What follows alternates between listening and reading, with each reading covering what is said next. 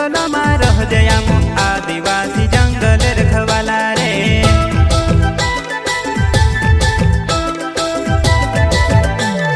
चल जंगल जमीन काजे पूजे रे आदिवासी दुनिया ने रखवाला रे। बाप देव खतरी काजे पूजे रे आदिवासी सबसे निराला रे।